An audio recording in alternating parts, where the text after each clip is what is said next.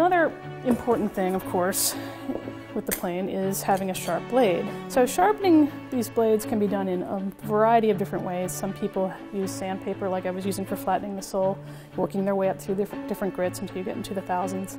Oil stones, water stones, all, of course, classic methods. Some people also use grinders to get the edge on there to begin with. So lots of different methods, and which one is right for you, it depends on how much you want to invest in equipment and your time and energy in learning how to do the skills. But you do need to sharpen. When you buy these planes, or if you've got one from a flea market, they're definitely not going to be sharp enough to use in the shop. They'll feel sharp, but they're not going to be sharp enough for really good woodworking. These other planes, smoothers, jointers, you're going to want to do a couple extra steps. First step is take the cover off. You're going to want to look at the chip breaker on top here. And you can take this apart, separate the chip breaker from the blade by undoing this screw down at the bottom here. Just unscrew it, and then you can get it into the two parts.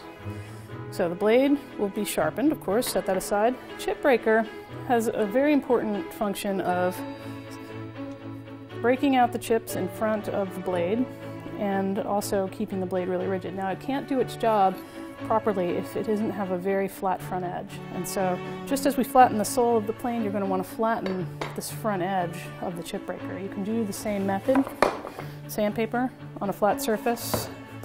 Pretty easy, doesn't take very long. Just keep it level, and a couple minutes of sanding and you're done. Make sure to check your work though. You want to put it up here, look at it very closely, and make sure you don't see any gap. What will happen is if there's a gap in there, it will just collect chips as you're planing and jam up your work. So after you've got that set and your blade sharp, then you want to place this back together. And now the proper placement of this is not way back here. You need to have this up close to the front of the blade, and usually you want it to be between a 1/16th and a 32nd of an inch behind the front edge of the blade.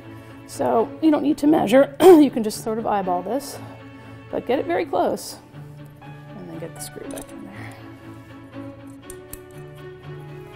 So that's setting up the chip breaker.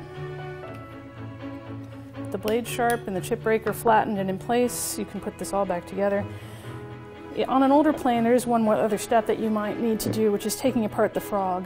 And the frog is the base here which has all the controls attached to it.